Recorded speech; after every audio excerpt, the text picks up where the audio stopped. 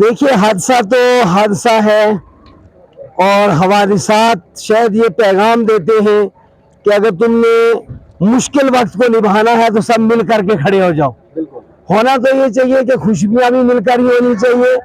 سچی بات بھی یہ ہے کہ ہم ایک ہیں، بحیثیت انسان ایک ہے، بحیثیت وطنیت ایک ہے،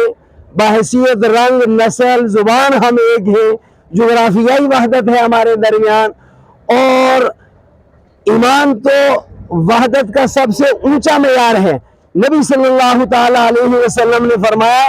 کہ اشہد ان الناس کلہم اخوہ، ہمارے نبی نے فرمایا کہ میں گواہی دیتا ہوں کہ بحیثیت انسان تمام انسان بھائی بھائی ہیں۔ تو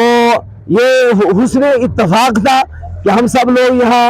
ان کے غم میں شریک ہونے آئے، اور ان کا غم ہم سب کا مشترکہ غم ہے۔ تو آپ حضرت نے بھی جو ہے انٹرویو لیا، اور یہ ہمارے پی پی ایس چینل سے بھی، تو میں یہی کہوں گا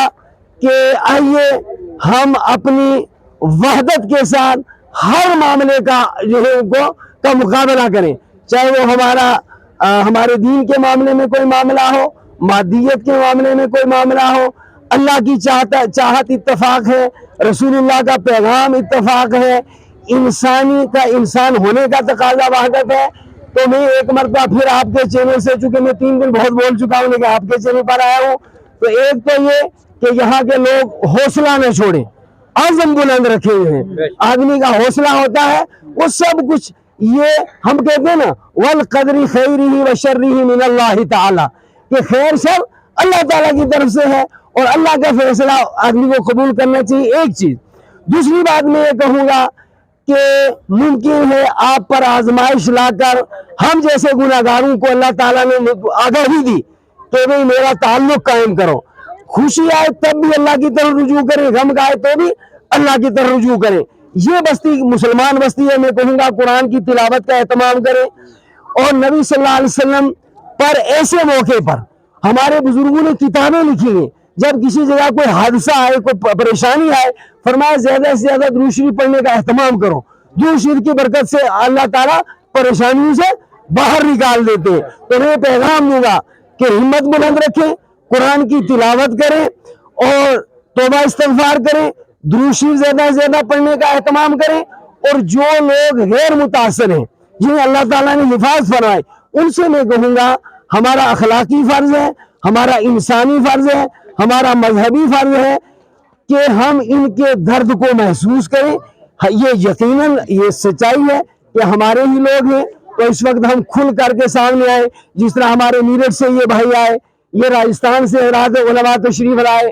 اتراکھنڈ سے ایک ٹیم آ کر یہاں ریلیف دے کر گئی ہے، میوات والے کل یہاں آئے ہوئے تھے، تو جموں سے آئے جو ہے لوگ، تو مختلف جگہوں سے جس طرح، تو ہم اہل کشمیر کے لیے، اہل پیر پنجال کے لیے ایک پیغام ہے کہ اس طریقے سے جو ہے غموں کو نبھایا جاتا ہے۔ شکریہ۔ ایک چیز میرے ذہن میں یہ ہے،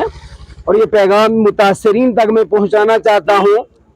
کہ مجھے ابھی جب میں مینڈر سے روانہ ہوا تھا یہاں جو ہے کیمپ کی طرف، تو گرسائی کے ایک بندے کو جسے میں پرسنلی طور پر جانتا ہوں، ان کا مجھے فون آیا تھا کہ اگر چاہیں تو متاثرہ خانوادوں میں سے 3 فیملیوں کو میں اپنے گھر کے اندر جب تک وہ چاہیں ان کو رہائش پرووائڈ کر سکتا ہوں۔ تو اگر کچھ افراد ایسا ہوں، 3 فیملیوں نے کہا ہمارا مکان خالی ہے، اللہ کا فضل ہے ایسے مکانات ہیں، تو ایک تو یہ کروں گا پیر کہ جو لوگ ابھی تک کہیں سیٹل نہیں ہو پا رہے کسی رشتہ دار کے وغیرہ یا بہت ہیں، تو وہ بھی ہمارے ساتھ رابطہ کریں، اور جس طرح انہوں نے پیشکش کی ایک فیملی نے کہ 3 فیملیوں کو ہم ایڈجسٹ کر سکتے ہیں، اور بھی اگر کچھ لوگ آگے آ جائیں اور وہ کچھ وقت کے لیے، محدود وقت کے لیے کچھ فیملیوں کو اپنے ہاں ایڈجسٹ کریں، رہائش دیں ان کو، تاکہ وہ شب و روز اچھی طرح گزار سکیں۔